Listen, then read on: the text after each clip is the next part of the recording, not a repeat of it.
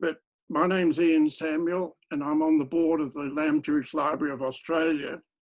And on behalf of our chairman, Dr. Rolene Lamb, and Lauren Joffe, the executive of the library, Lamb Jewish Library of Australia, I'd like to welcome you all, wishing you a Shavua Tov, and hoping that you enjoy this and future talks that we have over Zoom.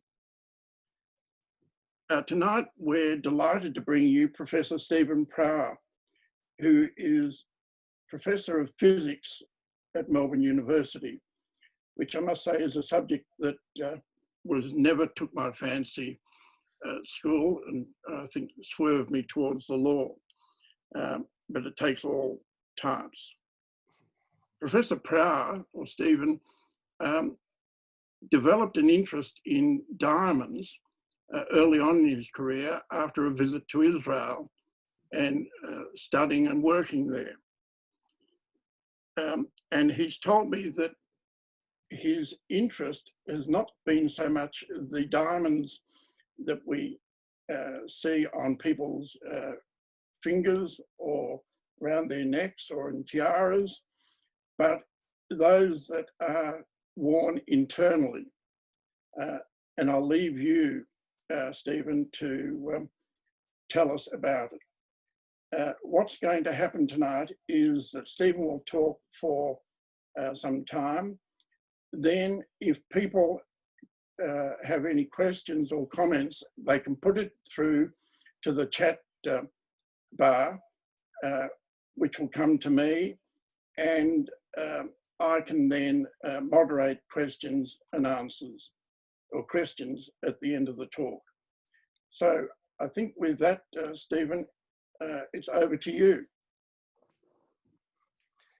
So thanks very much. Tonight I'm hoping to tell you a little bit about Jews, diamonds, bionic eyes, and other neural implants. Before I start, I'd just like to do a shout out to the Lamb Library and Naomi Rassady, who was the one who suggested that that I give this talk, and also to Lauren, who's been excellent at helping it get all organised. So thanks very much, and I hope that tonight will be an enjoyable tour through a little bit of physics, Ian. So you'll just have to put your skepticism about physics aside for a little bit. Okay, so what I'm going to do today is or this evening, I'm going to talk to you about a story. But before, I just want to put you in context of how valuable diamonds are. So this is a picture of a 32 carat stone. A carat is 1/5 of a gram. Most ladies will be very pleased if they get for their engagement a 1/2 carat or a 1 carat stone. This diamond is worth about $15 million, and that gives you about $463,000 per carat. And a carat's only 1/5 of a gram, so it's 5 carats to a gram. So this stone weighs about 6 grams and is worth $15 million. So probably the most expensive material on earth, actually, on a per gram basis, far more expensive than gold or platinum or any other precious metal. So I want to take you on a story today. I want to take you on a story that will start in biblical times and then go to medieval times and explain why Jews got so involved in the diamond trade, jump to London in the early part of the 1900s, tell you about some brilliant marketing innovations that took place in the early part of the 1930s and 1940s, jump to Israel and tell you about the diamond exchange in Israel, and then tell you about how we make diamonds in the laboratory today and how we use those diamonds in making things like bionic eyes and implants for epilepsy. So, and it's a round robin, if you like, a story through history and through technology. So in the very earliest mention of diamonds was with regard to the stones that are on the breastplate of the Kohen Gadol, of the high priest. Here they are arranged as they were in the Bible. And on the second row, a turquoise, a sapphire, and a diamond. I'm not sure which, yeah, probably right to left, actually. So diamonds were certainly well known in the ancient times. The word diamond comes from a word in Greek meaning adamas, or very hard, or it can't be destroyed. And there are various references in the Bible to carbuncles and adamants. All of them meant the same thing as the diamond. So the diamond was known as something that was extremely hard. Nothing else would scratch a diamond except another diamond. And they were known to be extremely rare. And they were basically the stone that was used inside tiaras, crowns, and on, as I said, the breastplate of the Kohen Gadol. So the story about why diamonds originated in the Middle Ages is, and why Jews got to actually get involved with this is, well, the first diamond mines were discovered in India, and Jews were actually the ones that were doing the trade routes across Europe to India backwards and forwards. And Jews obviously had been locked out of many professions, and they were money lenders, but they were also merchants. And they often had to flee for their lives, and they wanted to flee with their wealth. So diamonds became a very portable currency that they could take from place to place. And they became expert in not only transporting diamonds, but also in establishing their value and polishing them. So actually, interestingly, by the time the Jews got involved with diamonds in around about 1400s, 1500s, all the other guilds, the silversmith guild, the gold guild, right, all the guilds that we know about were already restricted and Jews couldn't join. But because there wasn't a diamond guild, because the diamond industry didn't really start till the middle of the 1400s, 1500s, there was no guild to exclude the Jews, so the Jews could become expert. And in fact, they completely dominated the trade.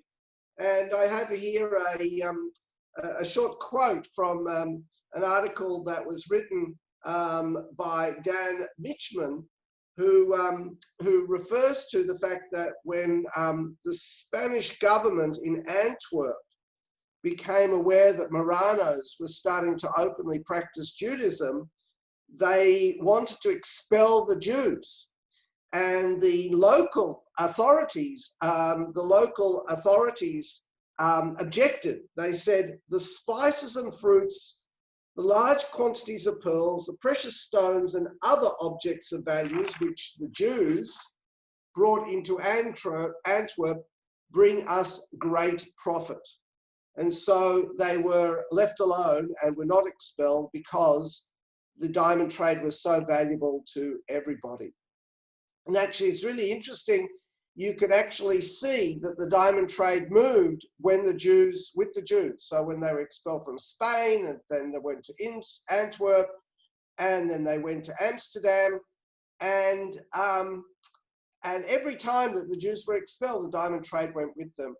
And in 1725, diamonds were discovered in Brazil. Now, obviously, the Brits were the king of the waves. So they were the ones that dominated the trade routes, the sea routes. And so the diamond trade then moved towards England and London, and it was dominated by a few Jewish traders. So diamonds were a very high collateral. There's something else, by the way, that enabled this trade routes to work, and that's the trust that Jews had for each other.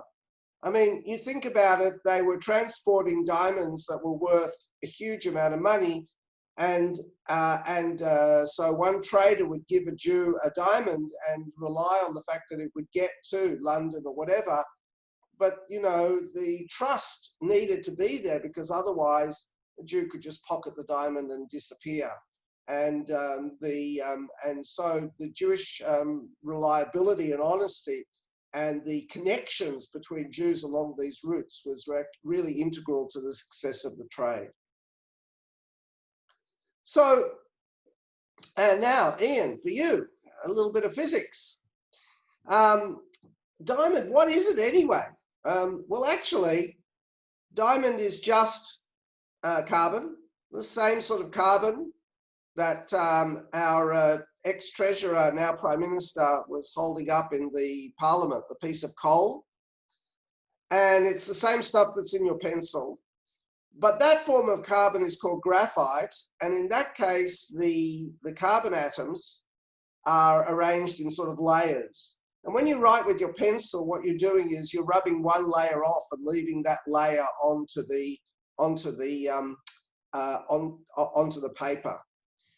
But diamond is also pure carbon, but in this case, every carbon atom is bonded to 4 other carbon atoms in this sort of tetrahedral arrangement.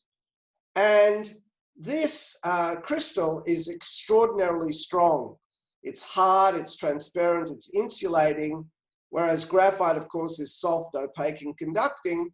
And the difference between this is just in the way that the carbon atoms are arranged. Nothing but diamond is pure carbon, and so is graphite pure carbon. It's the way the carbon atoms are arranged that makes for all the difference in the properties. So, but of course, diamonds are interesting because each diamond is unique. And I like this saying, which I thought I couldn't find who said it, but so we'll attribute it to me, I suppose. The diamonds are like people, it's the flaws that make them interesting. And indeed, the different colors of the diamond, the diamond that is the blue, the red color, the beautiful blue colors, etc., are all due to impurities and defects in the diamond. The diamonds that come out of Argyle, those pink diamonds that are worth $500,000 a carat, they are all because there are some defects in the diamond that we find very difficult to reproduce in the lab. And these diamonds, these defects give it the beautiful color. So I've gathered here a few quotes that I really do like. One quote here is, better a diamond with a flaw than a pebble without, meaning obviously that something that's pure but very simple is not as valuable as something that is more complicated, even if it does have flaws. I like this one as well from Daniel Defoe, that the soul is placed in the body like a rough diamond and must be polished, or the luster of it will never appear. And this idea of a diamond in the rough needing to be polished in order to bring out its beauty is a theme that goes through much of literature. But I was very pleased to see this quote from Henry Kissinger, who said, a diamond is a chunk of coal that did very well under pressure. And that's a segue to the next slide, is because I wanted to say how you turn carbon into diamond. So this is what's called a phase diagram, which shouldn't frighten you. It's just a plot of temperature and pressure. And at modest temperatures and modest pressures, the stable form of carbon is graphite, our everyday soot, graphite, charcoal, etc. But if you take some graphite and you squeeze it really, really, really, really hard, you'll turn it into diamond. And to give you an idea of how much pressure you need, I've sort of got this picture of the Eiffel Tower here. And if you, I want you to imagine balancing the Eiffel Tower with its little spire onto your finger. That's the amount of pressure that you need in order to turn a piece of coal into diamond. So it's not so easy to do, but in the 1950s, people figured out how to do this really, really well. So, but this is as Kissinger said, it's true. The diamond is a chunk of coal that did very well under pressure. And he was, of course, referring to politicians and other people that develop their skills under pressure and go from something that is ordinary to something that is extraordinary. So, of course, you might ask, where do diamonds come from? And they come from deep inside the earth. You see, about 50 to 100 kilometers underneath the earth are exactly the conditions you need in order to make diamonds. It's very hot and it's under tremendous pressure. So about 50 to 100 kilometers underneath the earth, we are in this position of this diagram where, in fact, the stable form of carbon is diamond. But of course, that doesn't explain how it gets to the surface. So it gets to the surface by a process, a volcanic process, in a rock called kimberlite. And you might know the Kimberley, right, in Western Australia. That's named after the fact that there's a lot of kimberlite in that place. Kimberlite's a really soft, sort of soft rock. And what happens is there's an explosion, a volcanic explosion, and this kimberlite carrying the diamond comes up in a big funnel to the surface.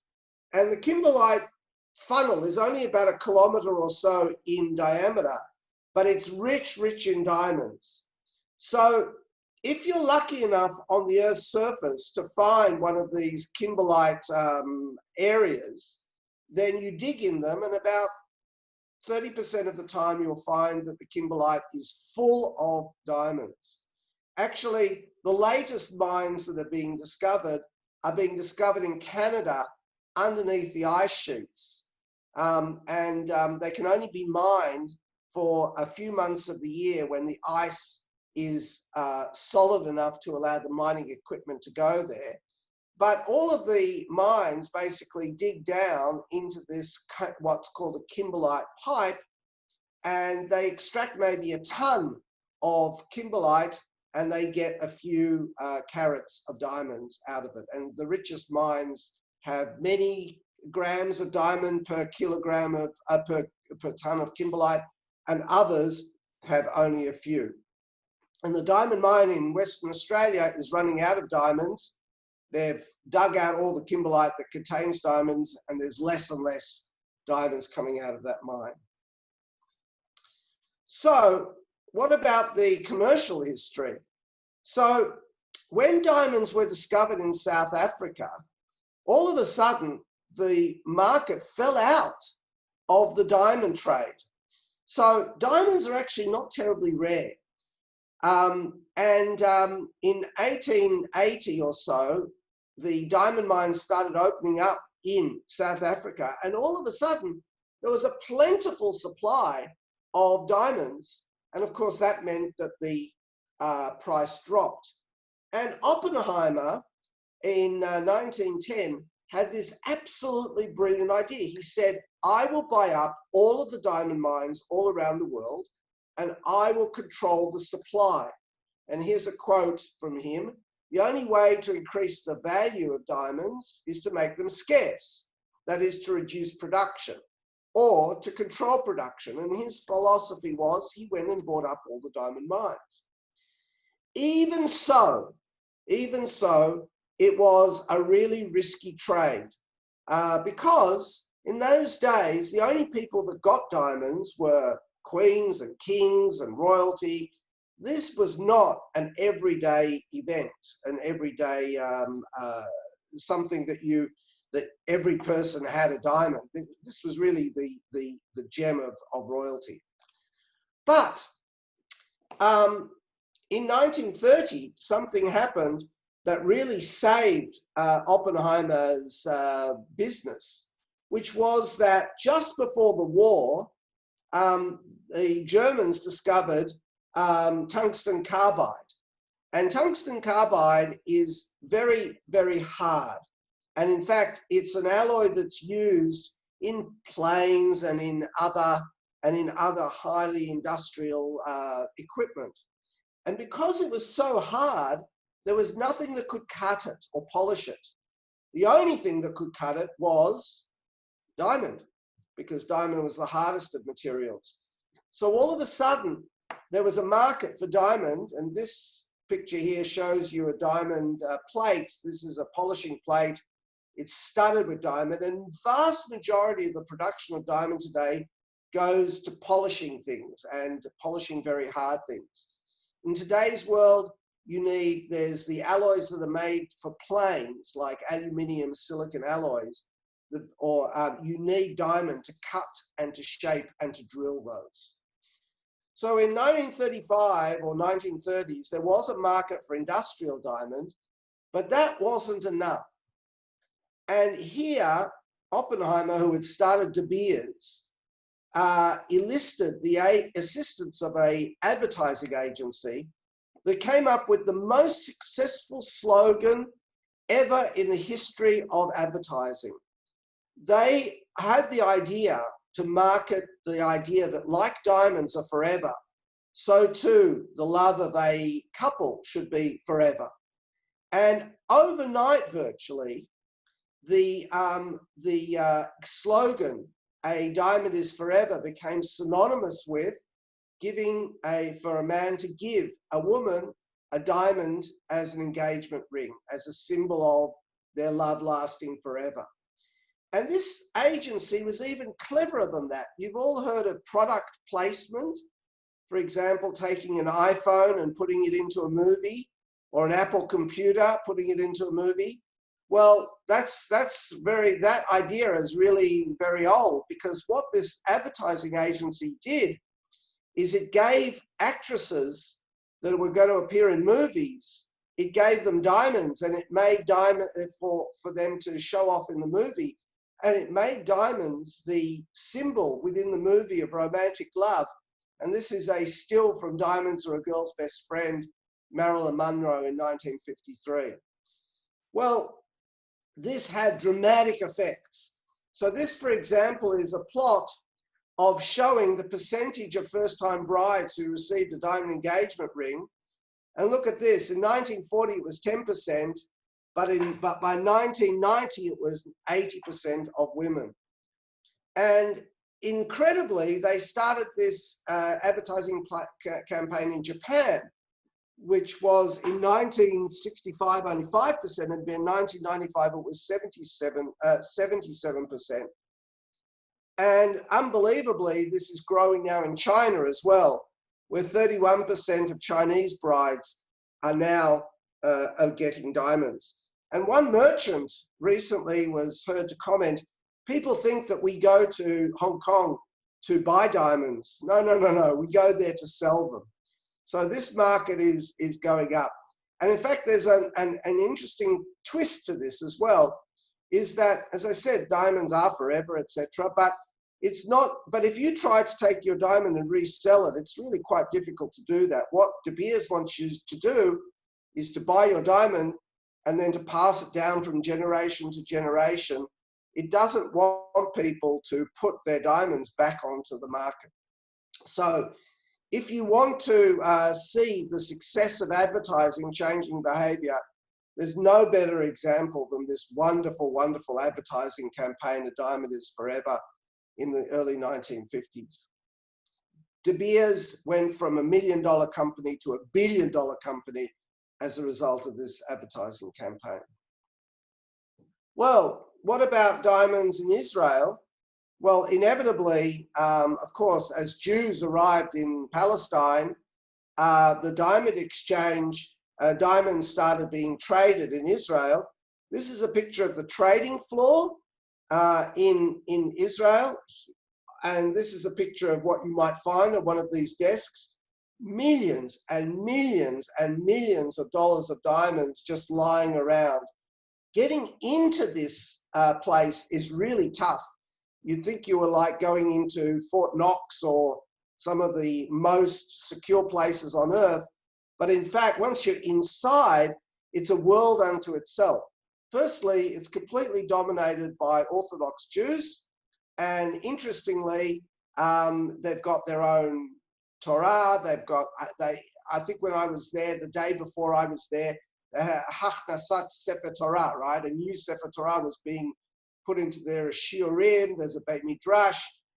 And here are some people polishing the diamonds. But in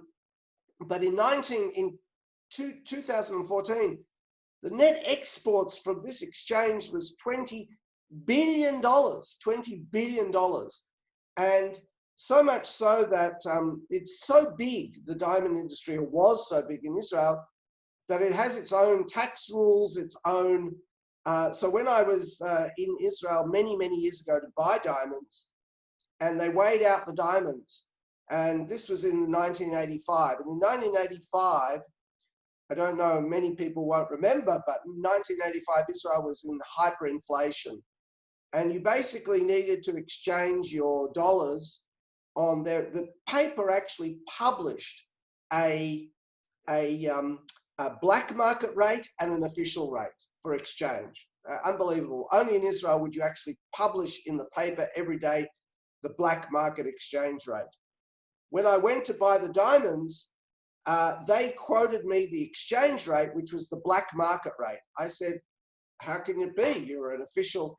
They said, dollar yahalom, the diamond dollar, right? They have their own tax. They have their own exchange rate. It's a world unto itself in the diamond exchange. But, I'm sorry, but the percentage of the world's diamonds polished in Israel is falling. The Indians are willing to polish diamonds for a fraction of the cost of what an Israeli is. And they're also willing to polish very, very, very small stones. So stones that are maybe only 1/10 of a carat. And those stones have got a place in the jewelry market. In Israel, they wouldn't be worth polishing, but they are worth polishing in India. So here's a question. Why have Jews continued to dominate the diamond trade? So the technology for polishing diamonds is handed down. It's a skill, but it's a skill that can be learned.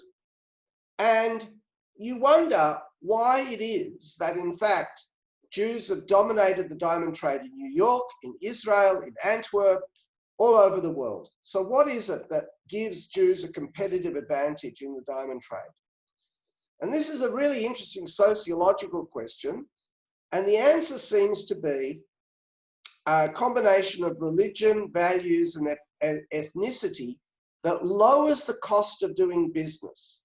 So, for example, here is a diamond polisher who's polishing a diamond.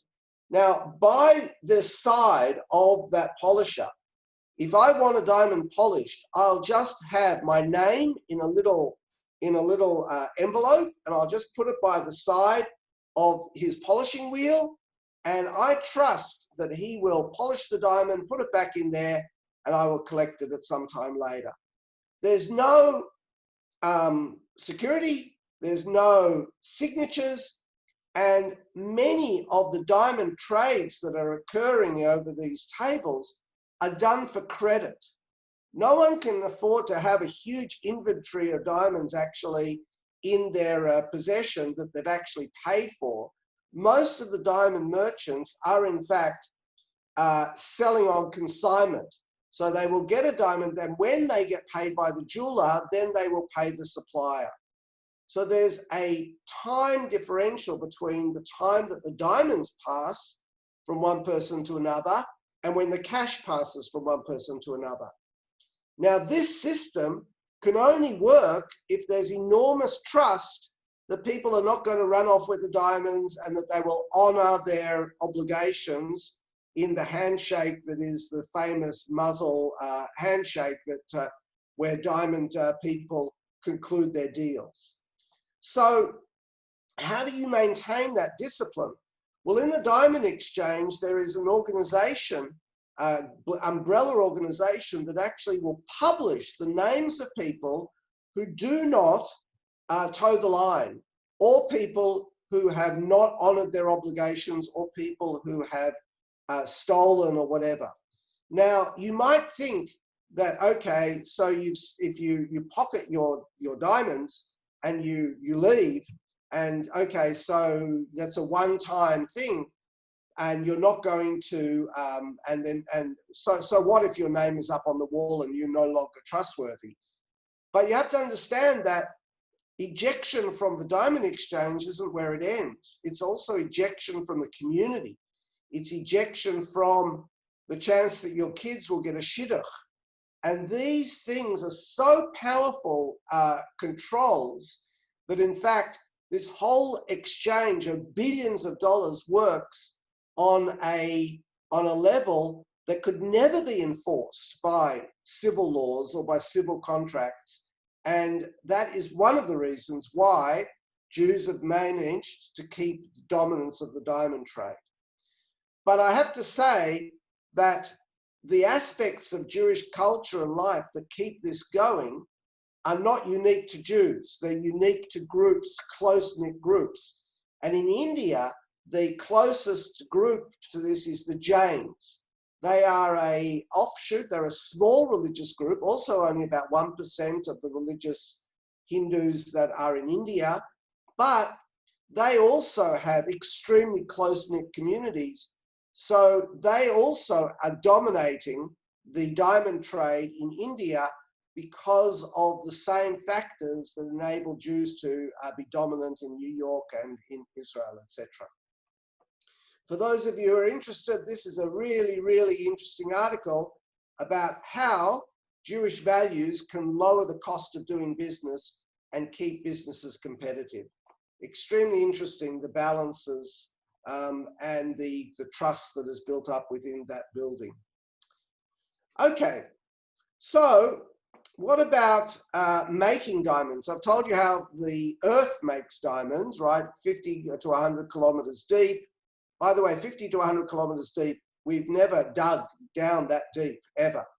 So as someone said, a diamond is a message to us from the depths.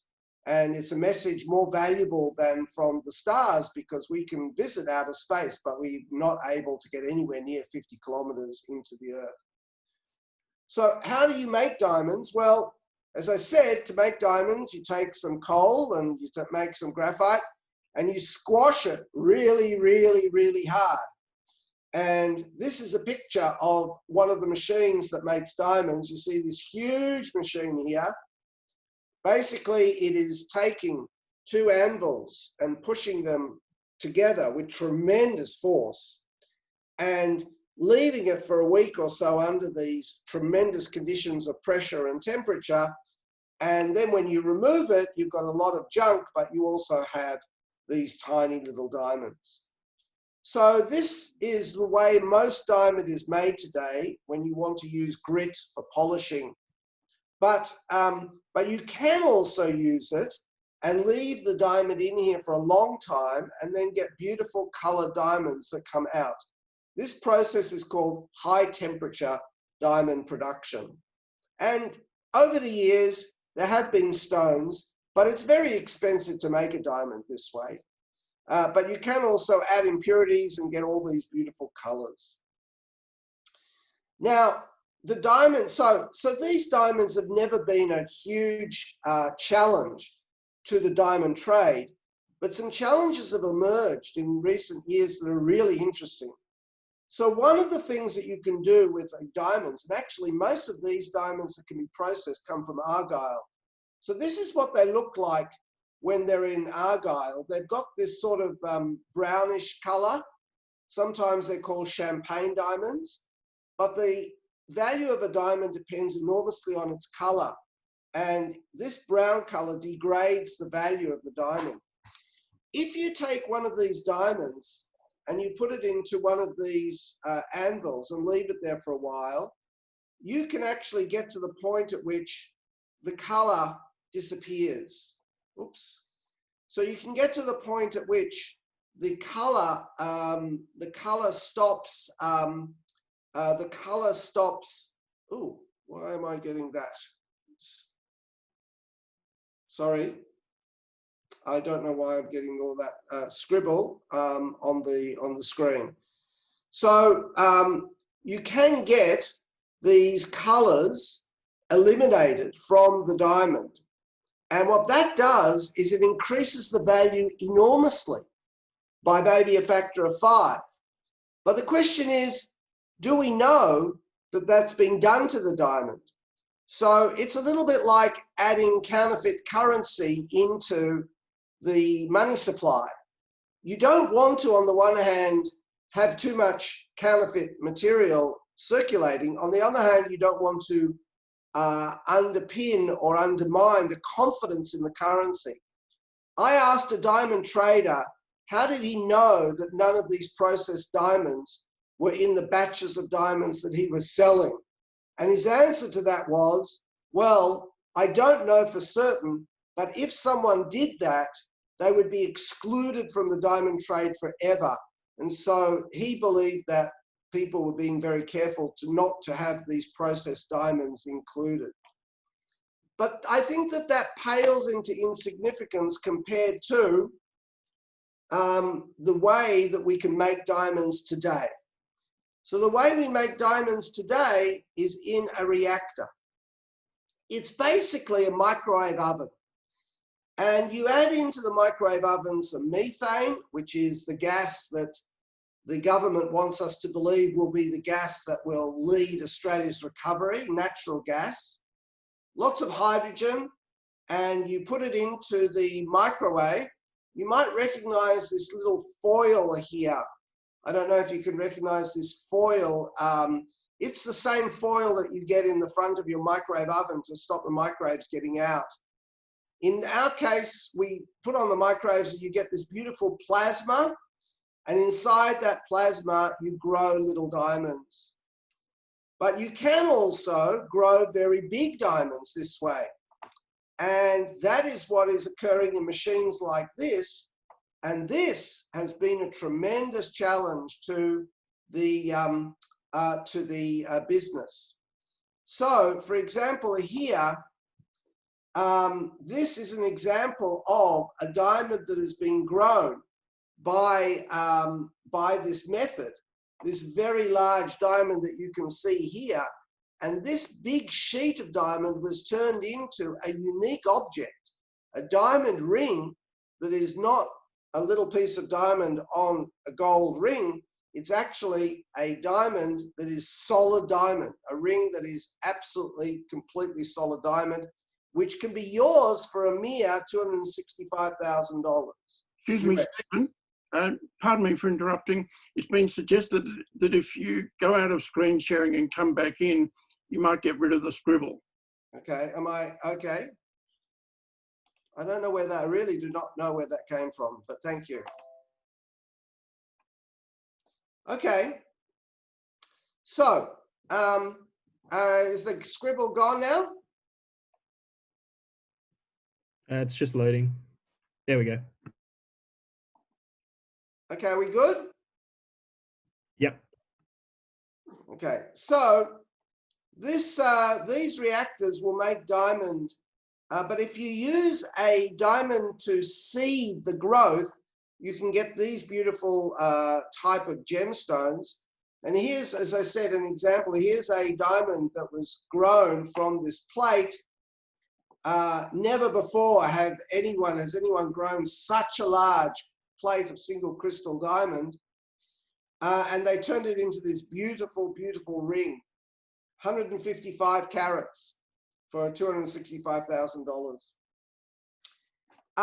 And this volume of lab-grown, so-called lab-grown diamonds has been accelerating. This is the number in millions of carats. So it was less than 1 million of carats in 2019. Now it's 6 million carats, and it's growing exponentially. And here is the value of this. It's now up in the billions of dollars in the market. Here's a comparison.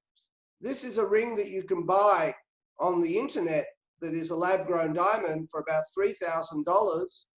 But if you were to go to try and buy such a ring with a natural diamond, it would be $10,000. This has become very popular amongst young people, not just because it's cheaper, but also because there are no issues, environmental issues or blood diamond issues or any of the issues that are associated with the mining of diamonds, the destruction of the environment, but also the type of corruption that that is, and I'm sure you might have seen some of the movies about blood diamonds. So this represents the most dramatic shift in the diamond trade that the diamonds have ever, because anybody for about $500,000 can set up a factory to grow diamonds. And the ingredients are electricity, methane, and hydrogen. And goodness knows we've got plenty of that in Australia and elsewhere. So this has really become big business all around the world. And the expectation is that 50% of the market will be these lab-grown diamonds in 10 years' time. So as Ian said, so that's obviously the gemstones are an interesting story, but as Ian said, my interest in diamonds was the technology. So here is just a summary of some of the things you can do with diamonds aside from put them on your finger. So diamonds are extremely hard and strong.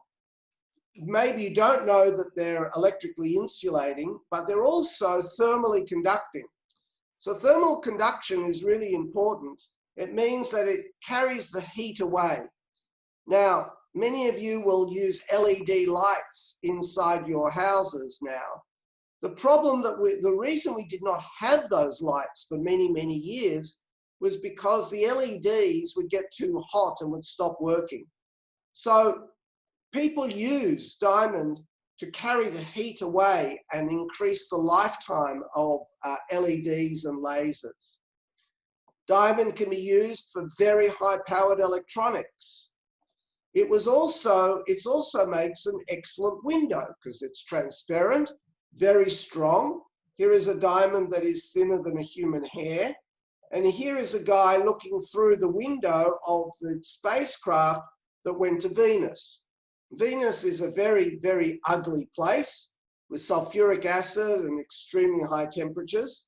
You've got instruments inside your spacecraft that are very delicate. You want to look outside the world. You better make sure that your window is capable of withstanding the pressures and temperatures and chemical environment. And surgeons use diamond to create extremely sharp knives.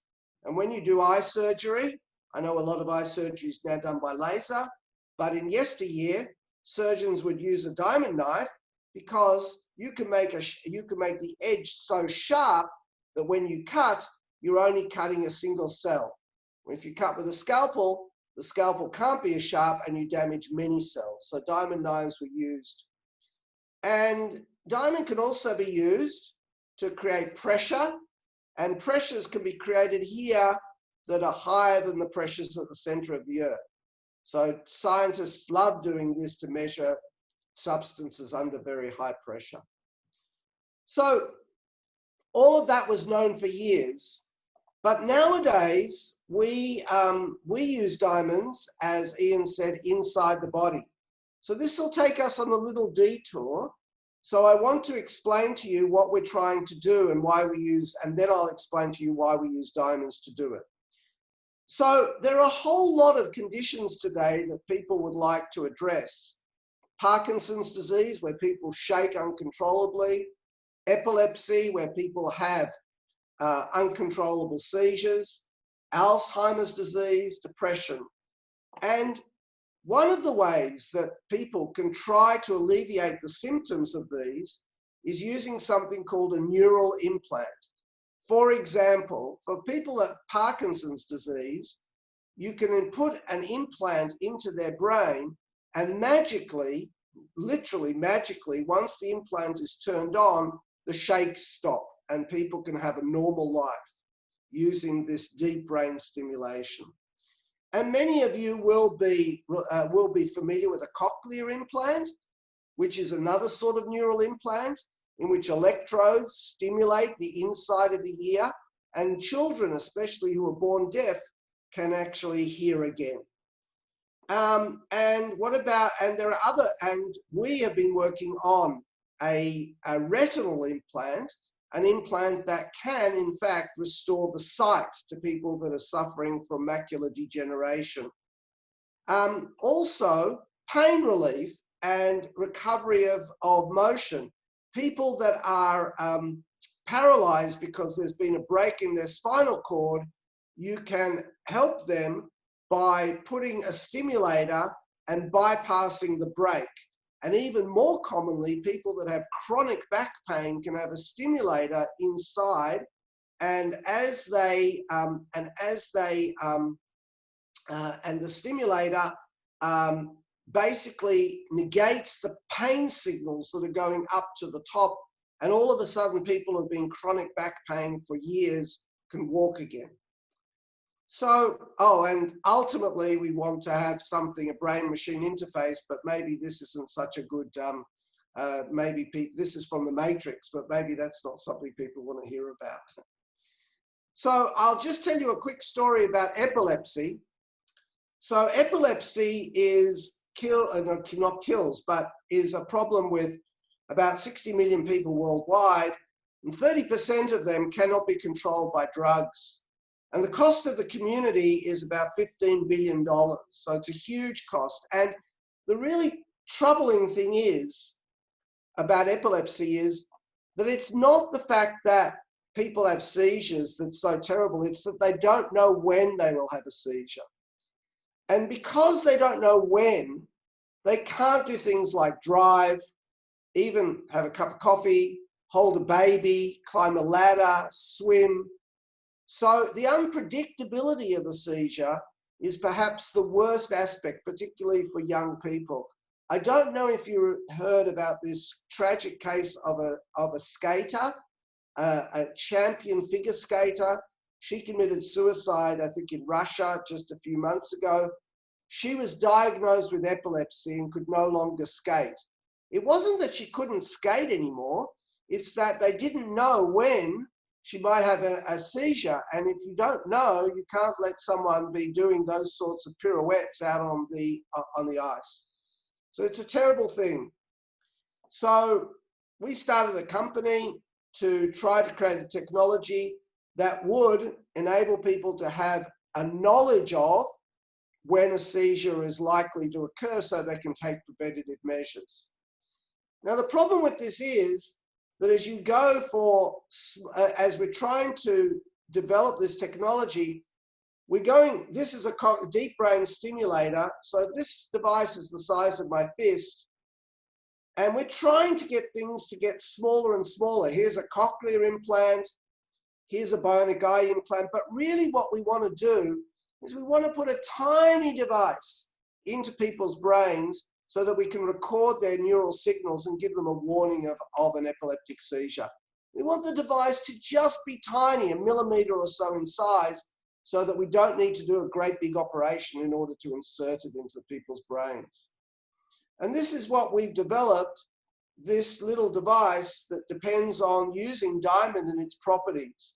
Just to give you an idea of how small this device is, here is an ant, and this is an ant superimposed on this device.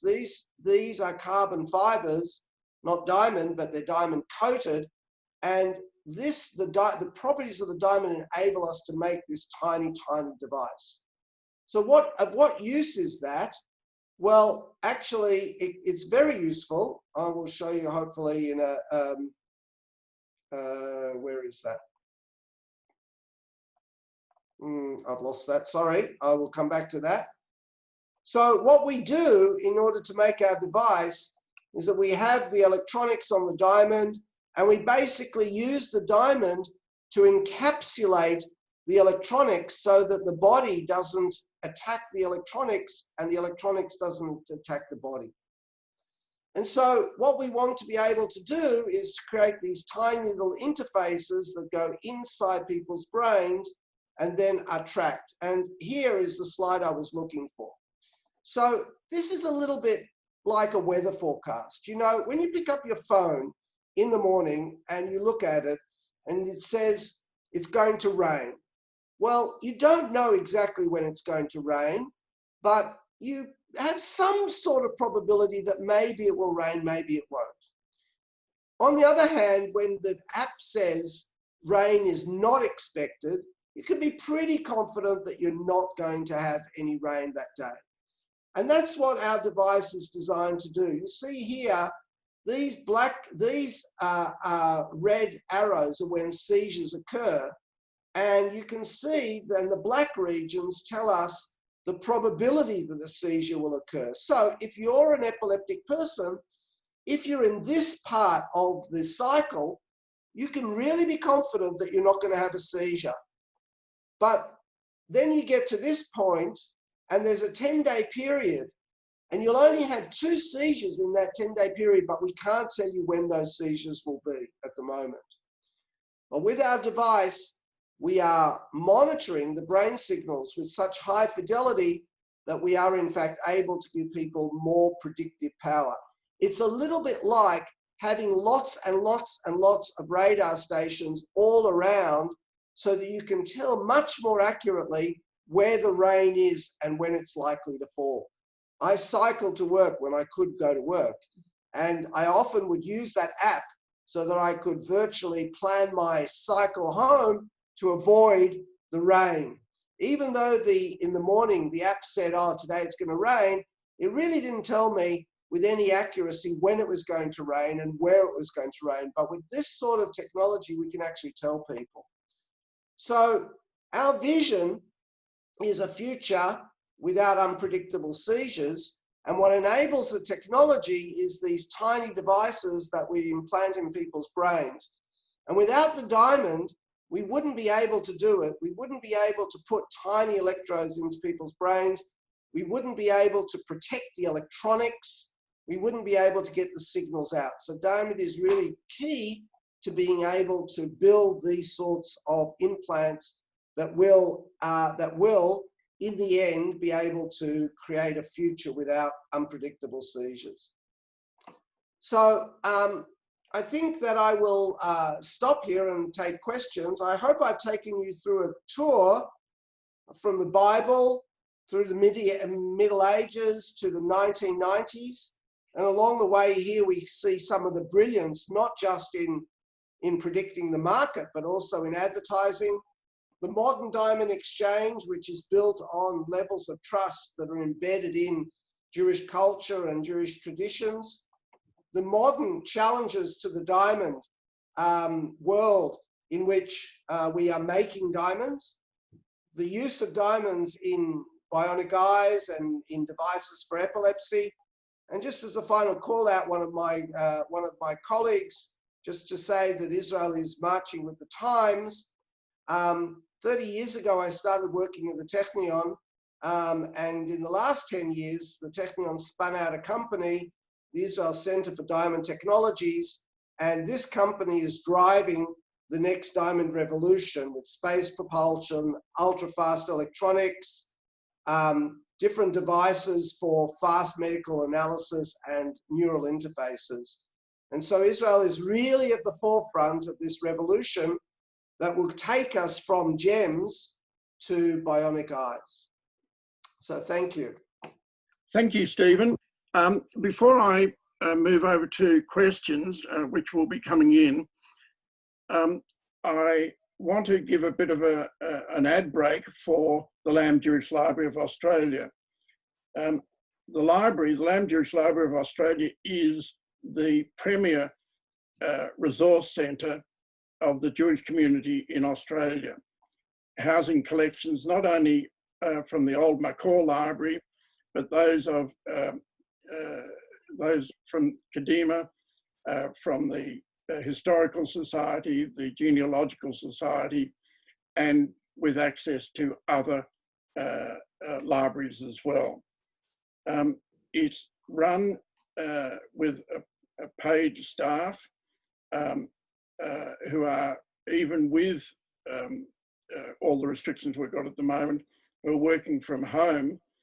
And we hope that once restrictions are lifted, and also once the works that are happening down at Beth Weitzman are completed, we'll be able to reopen safely to provide books. But in the meantime, books and DVDs, I should say, in English, Hebrew, Yiddish,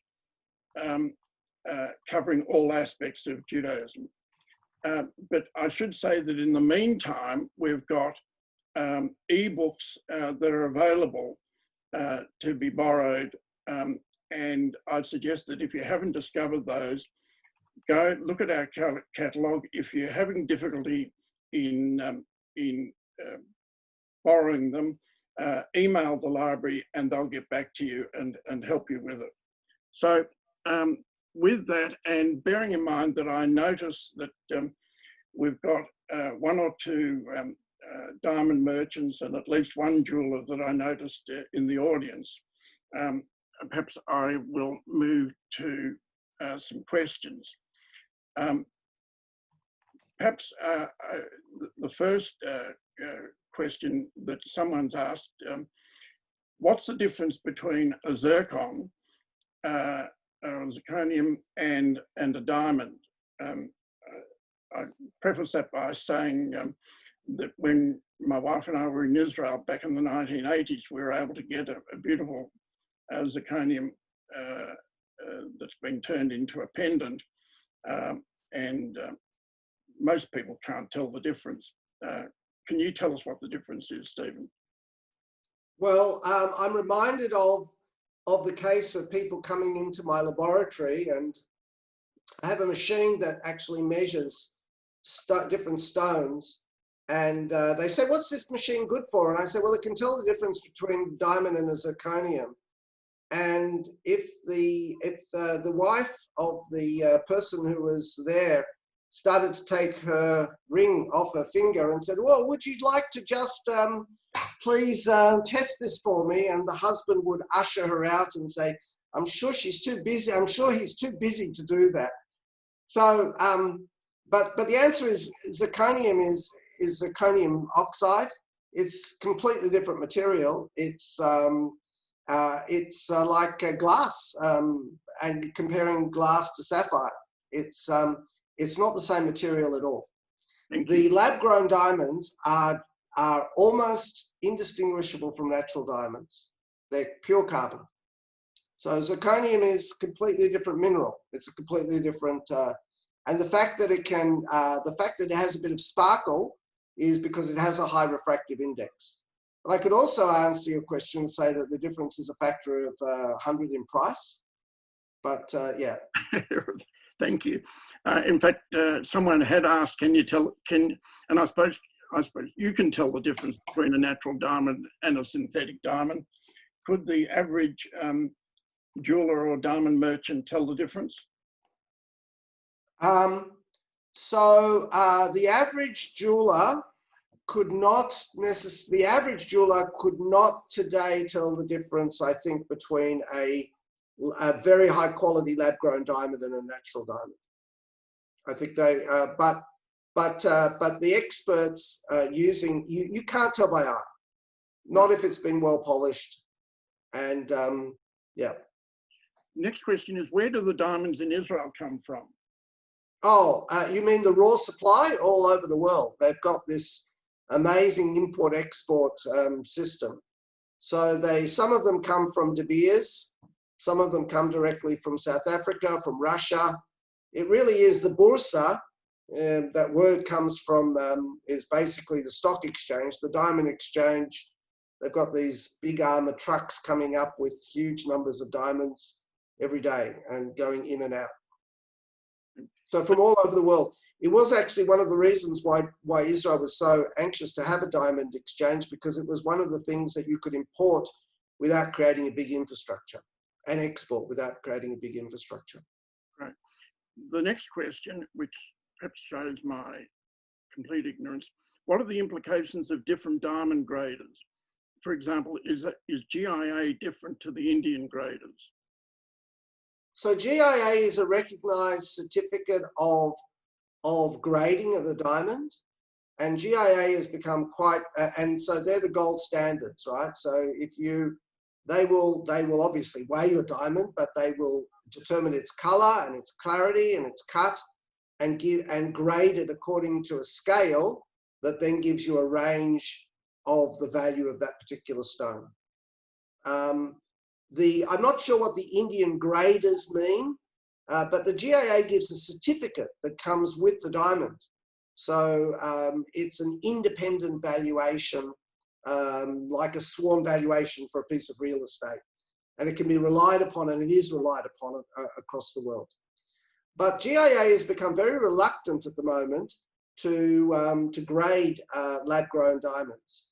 So at the moment, the industry is trying very hard to separate the lab-grown diamonds from the natural diamonds.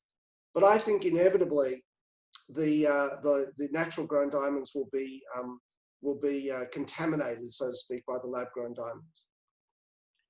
The next question I've got is, what property in diamonds makes it so good for neural implants? Oh, well, wonderful question. Well, firstly, diamond is forever, right? So as opposed to many other materials that degrade inside the body over time, the diamond lasts for the lifetime. But another big advantage is that diamond is carbon, and we're made of carbon. So we're not putting some foreign element into the body like platinum or other materials that cause the body to react. It's just putting a bit of carbon into the body, so the body loves it. We know how to nanostructure the diamond so that neurons grow onto the diamond surface, and they love diamond. And we also know how to make the diamond conducting and insulating. So, I mean, to give you an example of one of the uses, before the latest generation of iPhone, if you dropped your iPhone into the toilet, I know no one will confess to taking their iPhone to the toilet, but some people have been known to drop it into the toilet, and you know what happens, that your phone becomes useless. And that's because the water just ruins the electronic circuitry. Well, if you want to put clever circuitry into the body, you're talking about an environment that's even worse than your toilet. It's 37 degrees, so it's warm, it's salty, it's got proteins, it's got all manner of things. So how are you going to encapsulate the electronics without them being degraded by the body? And you want that to occur for the lifetime of the person. So you want a coating that will be forever. So we've discovered ways in which we can use the diamond to completely encapsulate the electronics. Thanks. The next question is, how many middlemen might there be, or middle people, might there be in the process of mining a diamond to it showing up in a shop? Oh, well, yeah, many. I don't know if you can see this. It's a diagram from that paper I referred to of all of the relationships that occur between getting a diamond out of the ground and getting a diamond actually into the hands of a jeweler. There are many, and that's one of the things, by the way, why also the artificial lab-grown diamonds are likely to be disruptive to the industry, because anybody can make them and anybody can sell them, and you don't have the DeBeers cartel type of arrangement. But you know, there were tens of people that would actually handle a diamond before it actually ended up on someone's finger. There's one question, that historical question that I see. In ancient times, how were diamonds cut and polished? Oh, the same way that they're being cut and polished now. No difference. It's a technology that's not changed a lot in 400 or 500 years. So it's firstly, diamonds will be polished in different directions, the different facets, and this is a matter of feel. And you'll see the diamond cutter knows and feels this, how to orient the diamond on the wheel. And the wheel has been the same for hundreds of years. It's a cast iron wheel that's spinning around, that has olive oil put onto it and diamond dust. And it's been that way for the last 400 or 500 years. Nowadays, there's a lot of diamond technology using lasers, because nothing nothing can drill a diamond, but you can cut a diamond with a laser. And a lot of the initial processing today is done with a laser. I noticed someone had asked the question on the chat thing, what's your background, Stephen? Are you a gemologist? Well, I know. No, I'm not a gemologist, I'm a physicist. So my initial interest in diamonds was in the physics of diamonds, as I've tried to show you, is one of the ultimate materials for technology, for semiconductors and for bionic implants and for quantum technologies. It really is the material that keeps on giving to a physicist. I like to say it's not a girl's best friend, it's a physicist's best friend. So how did you get yourself involved in diamonds, and why diamonds and not any other part of physics? Well, as I think I mentioned to you, Ian, when we chatted last week, that I did my PhD on something called cesium dihydrogen phosphate. And in a typical party I would go to and say, I work on cesium dihydrogen phosphate, and everyone would flee to the other end of the room because they were scared that I was going to tell them things they didn't understand. And then I started working on diamonds, and everyone started drifting towards me instead of away from me. So that was a good move. But the answer is really quite simple. I had an opportunity to work in Israel after my PhD, and I went to different research groups. And the research group that I ended up was a research group that was making coatings of diamond for things like windows on periscopes of submarines and stuff like that. And I just found that really interesting. At that stage, we didn't know how to make diamonds like gems, but we did know how to make coatings. So I thought that was really interesting. Hard coatings, protective coatings on window. I mean, you know, today we don't yet, but you can put a diamond coating on your glasses. I mean, everyone knows that their glasses get scratched. It's too expensive at the moment to put a diamond coating onto your glasses, but one day, but when it's very important to do so, yes, we do put diamond coatings just as an anti-scratch coating. So I thought that that technology was really, really interesting, and I started doing the research, and I've done it ever since. And then about 5 years later, the technology for making diamonds using microwaves came from Russia and hit the West. And then the whole area exploded. So I was at the right place at the right time. Thank you. I see that we've got a couple more, and then I think we should let you take a bit of a rest. Ruti Gilmore's asked if you could tell us of success stories of the use of diamonds stop the deterioration in Parkinson's disease. To tell you success stories about Parkinson's disease. So about diamonds and Parkinson's disease, well, I'm not sure that I've got a success story there. And the reason I don't have a success story there is because you use diamonds when you need to make very small things to put in the body.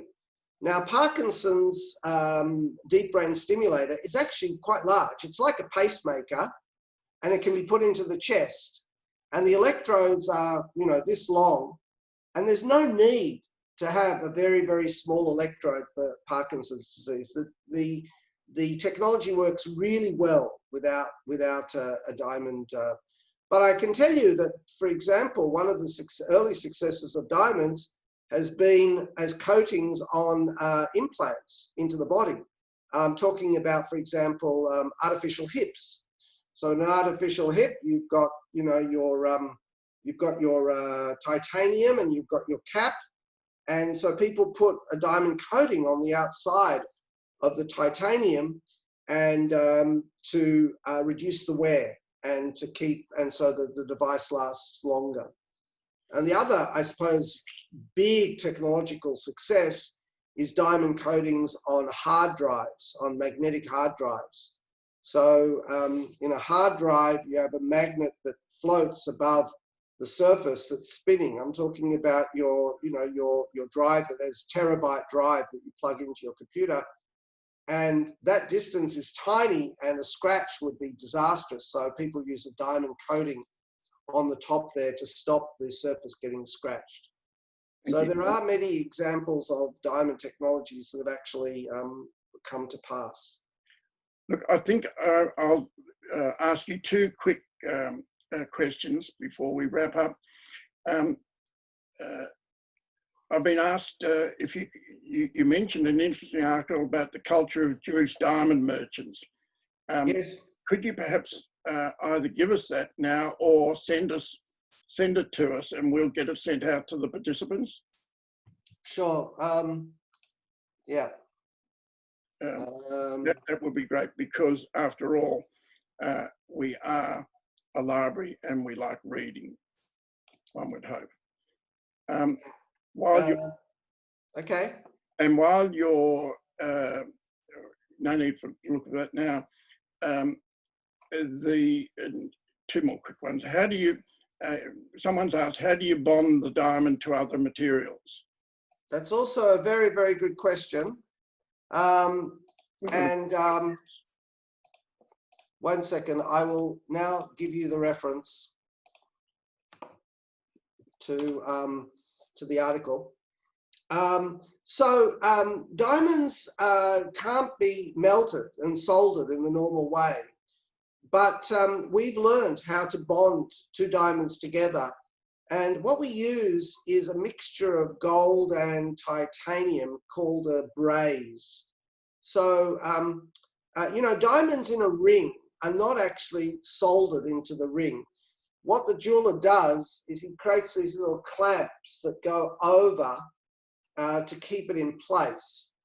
Now, many people have lost their diamonds that way because the clamps degrade and wear away and the diamond falls out.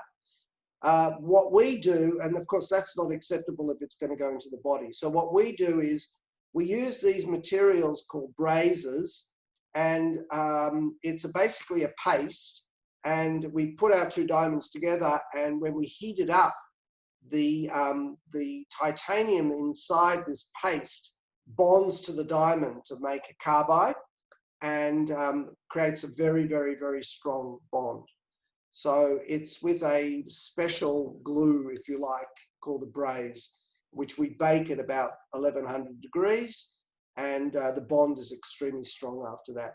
It's the technology that's also used when you try to attach a diamond to a drill bit. Diamonds are used, for example, in the oil and gas industry for drilling, and those diamonds are attached to the drill bit using these sorts of brazes. I'm more than happy for, okay, the clamps are called claws. Yes, sorry, shouldn't have called them clamps.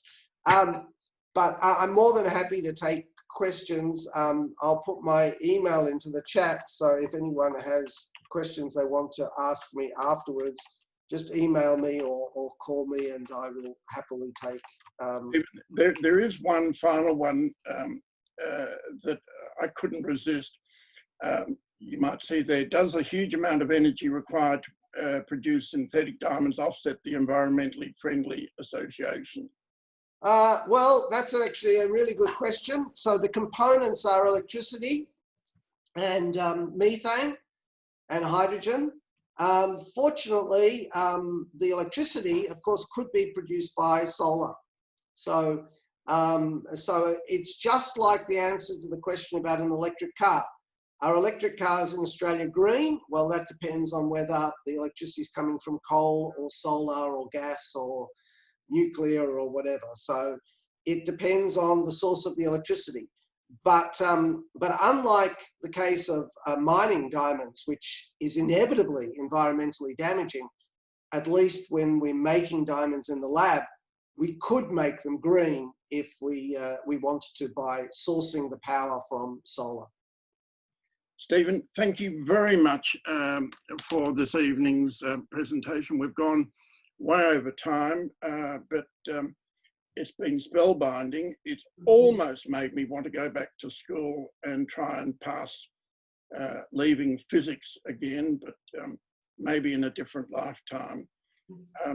It's been fascinating, very educative, and we want to thank you very, very much for what you've done for us this evening. In conclusion, I just want to remind people about the Lamb Jewish Library of Australia. We rely on people to be members, and we also rely on people to borrow books, ebooks and DVDs. If you'd like to become a member of the library, just visit our website, ljla.org.au, and you'll see how to become a member, and it'll give you all sorts of rights and privileges. I do give you a Vorspeise that we are planning an appeal in November so that we can get back on our feet again.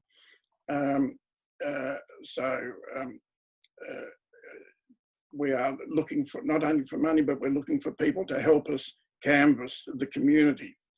And two other things. First is on the 8th of September at 2 o'clock in the afternoon, Helen Wolfers, a community stalwart for many years, is talking about life growing up in suburban Australia, which should prove as fascinating as this evening's talk has been. And a final word, I want to thank Joey Wilkinson, the person who looks after communication and advocacy for Zionism Victoria and works part-time at the Lamb Jewish Library of Australia, for facilitating this evening, getting it going, and for helping us moderate it. So a very big thank you to you, Joey, and to everyone else involved. And with that, I think we conclude. Thank you very much, Stephen.